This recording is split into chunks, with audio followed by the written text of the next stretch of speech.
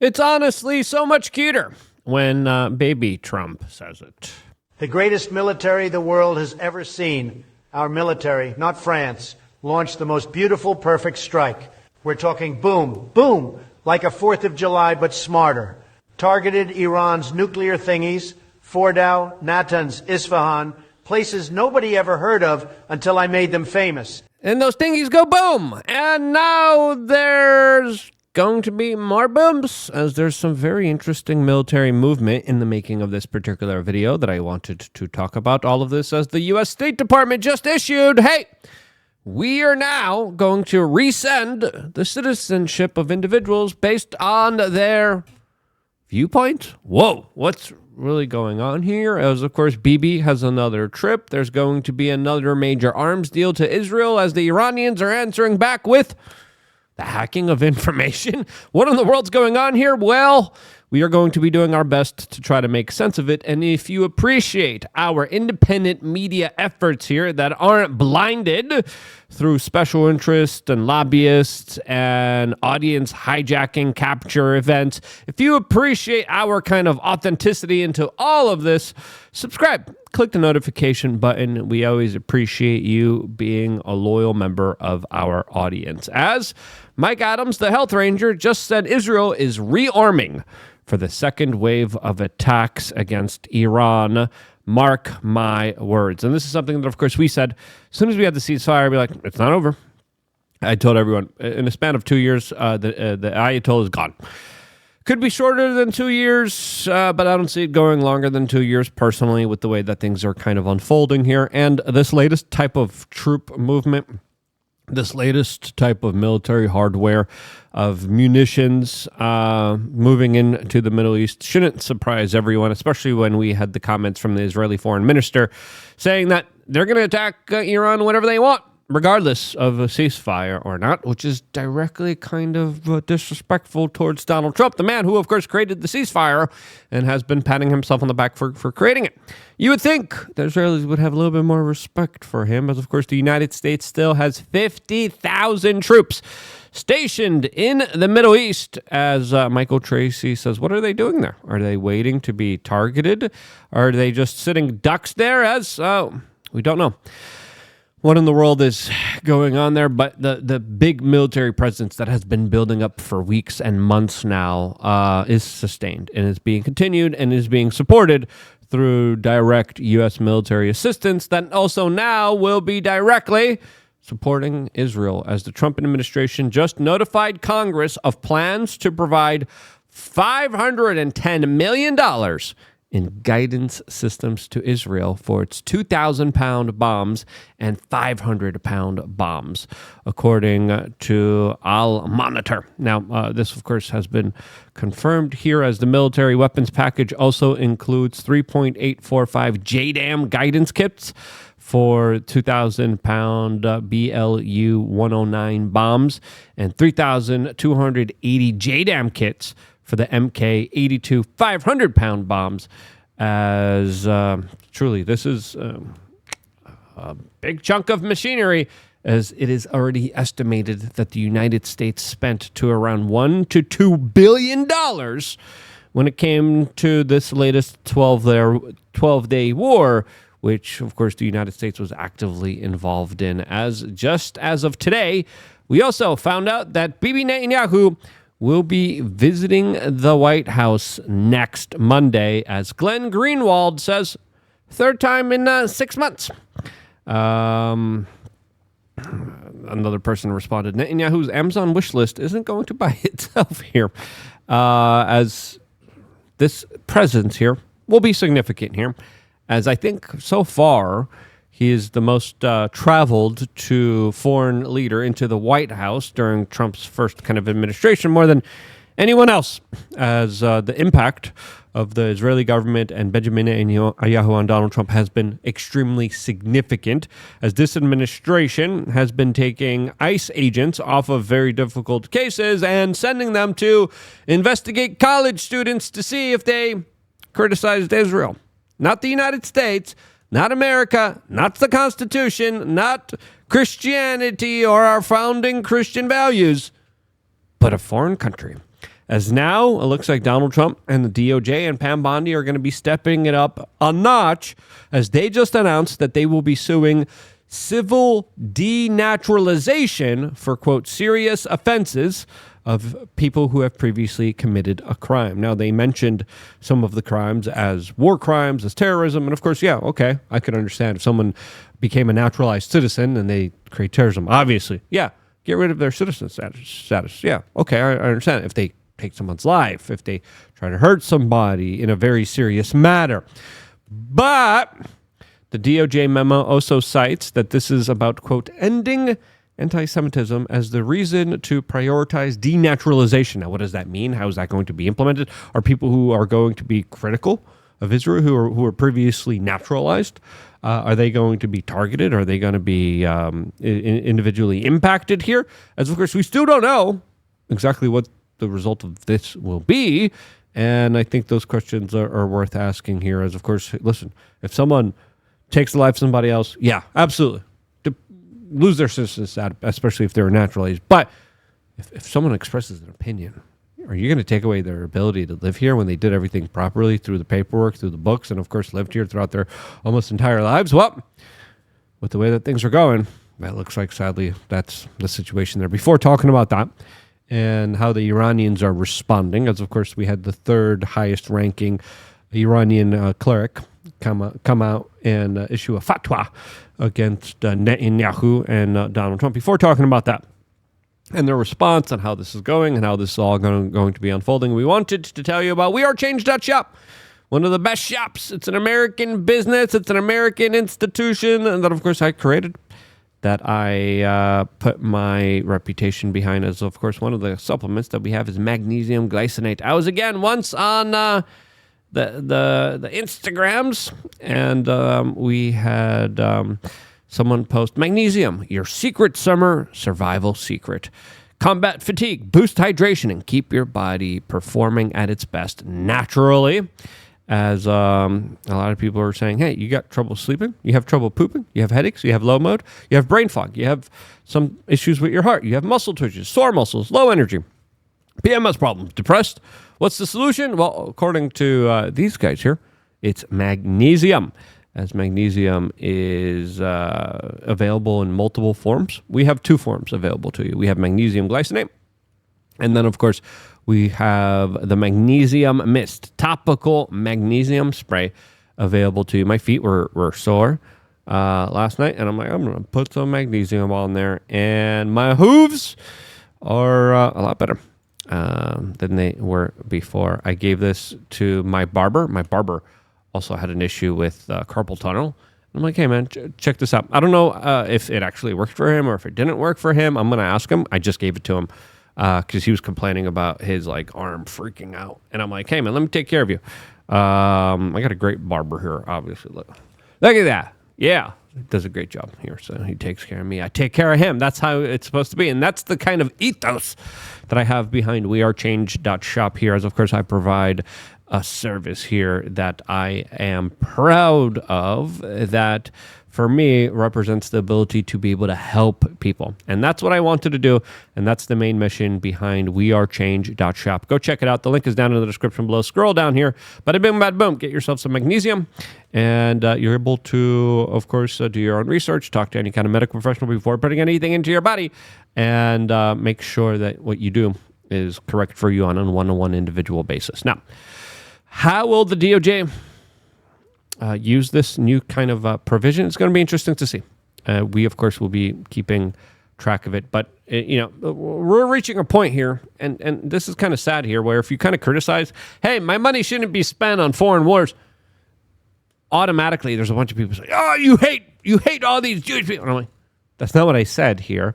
There are, granted, people who just hate Jewish people. We, of course, are not one of them.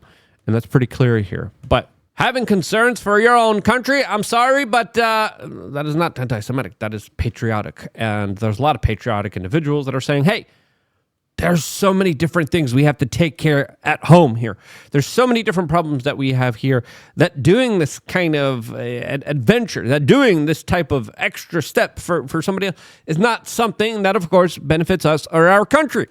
And I'm sorry some people don't want to hear this, but I think this is a kind of point of view that a lot of people share. And sadly, a lot of people are too afraid to share now more than ever because of the chilling effect that's being set up here in this country that is un-American, unpatriotic, and of course, unconstitutional.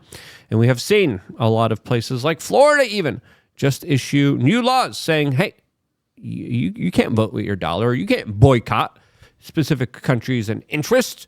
And I'm like, that doesn't apply for anybody else. Why does it apply for this special group? And the more you do that, the more you actually do legitimately create a lot of tension amongst the races here. And again, this $510 million arms sale, record high aid is huge here.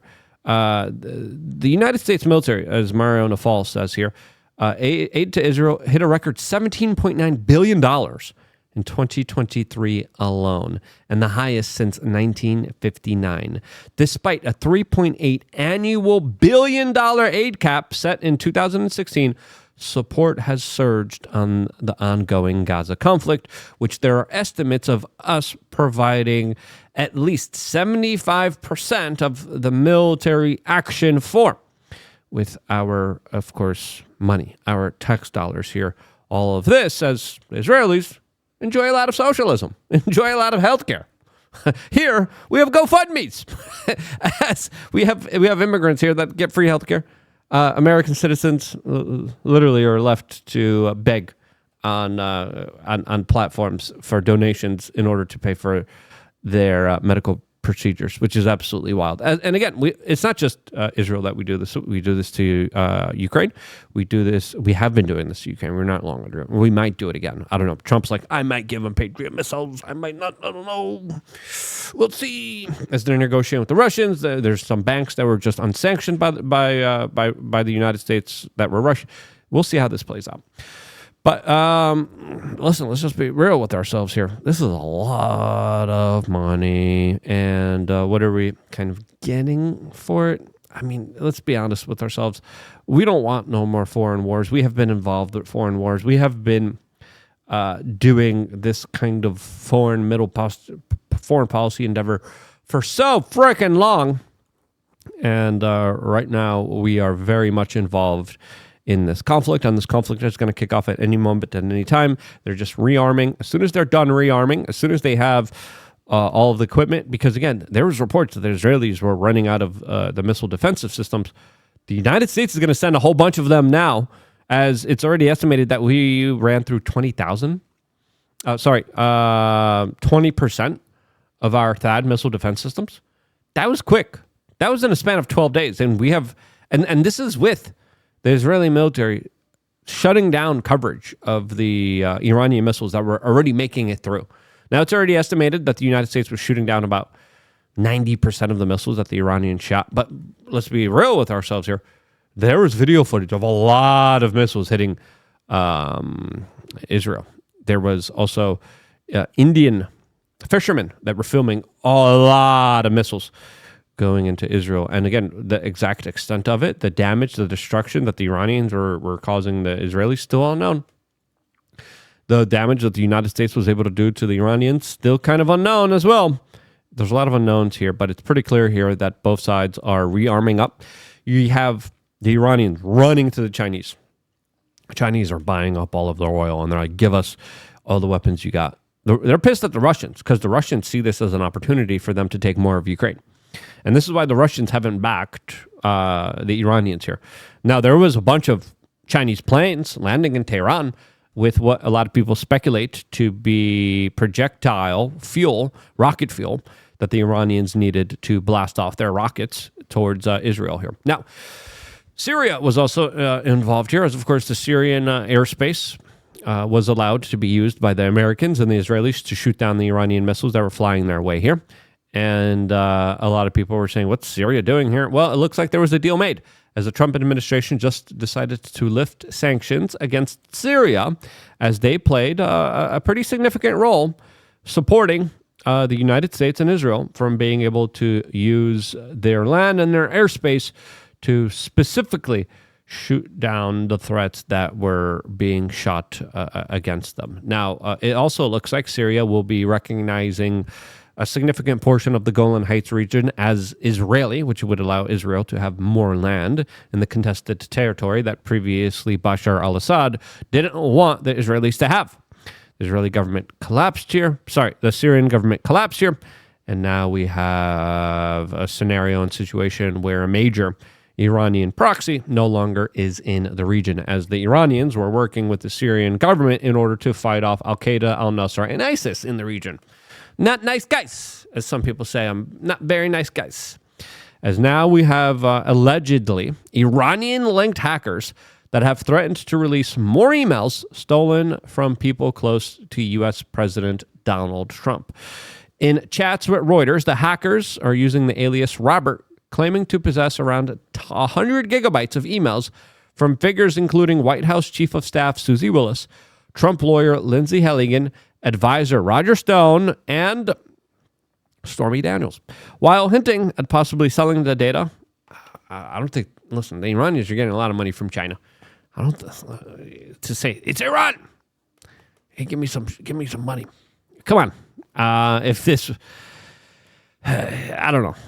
We got to be careful when it comes to reading these headlines. Anyone could do a hacking attack here, specifically when it comes to extorting pressure on somebody. Because these hacking attacks, hey, Donald, we got emails with you and Stormy and you and Roger Stone, and we got some weird stuff here.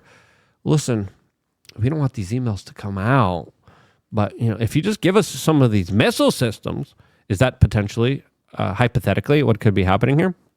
Listen, that could explain. That could explain some of it. Could it be something bigger, potentially Epstein-like? Again, the Epstein stuff is more of a misnomer, because if you look at that specific scenario, you do see that Donald Trump is more exonerated there than he is guilty, even though Elon Musk said what he did. But looking at that particular case, we went into detail, and the facts matter, and it definitely does look like Donald Trump is more exonerated with it. The hackers previously shared a batch of emails with the media before the 2024 election. Again, it looks like they're just monetarily motivated, not geopolitically here. Now, we're also hearing that the Israeli website has allegedly been hacked. We're also hearing that, the Iranian crypto Bitcoin spaces have also been hacked as well. And a lot of their money was kind of sucked out of their country through crypto and Bitcoin, through attacks by allegedly, the Israeli government.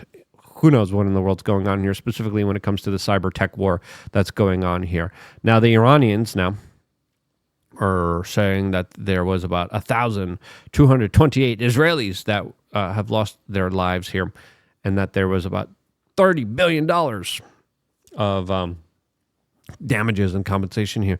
That seems like a lot. And again, the Israeli government's not releasing this, so I don't know if these numbers are true or not.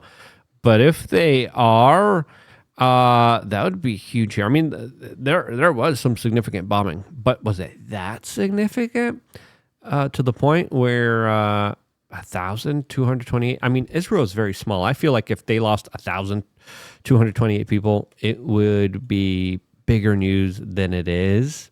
So I don't think those numbers are correct here. The exact extent of the damage and the destruction, we still don't know. And it looks like the United States was shooting down most of those missiles. We are rearming, and we are prepared to shoot down more of those missiles, as of course this will just continue to propel and move forward here in an escalatory fashion here. It's pretty clear. Ayatollah collapsing, regime change in about 2 years, if not quicker than that. That's my estimate. That's my analysis here. As of course now the question remains, so far oil is down. And that's good for the global economy. There's still some questions about potential sleeper cells and talks about July 4th here as, again, we're taking risks that I just don't think we need to take. I think war is a failure of diplomacy. I think we need more diplomacy. I think we need more negotiations. We need more conversations. We need people to, of course, figure this out without spending all of our money and bombing other people. And then being, oi, why did they hit us? Why are you bombing them? Maybe we could reverse that. I don't know. That's just me. Thank you guys so much for supporting independent media. Get yourself some magnesium glycinate. Great stuff available on wearechange.shop. Stay tuned for more. All here exclusively on youtube.com/wearechange.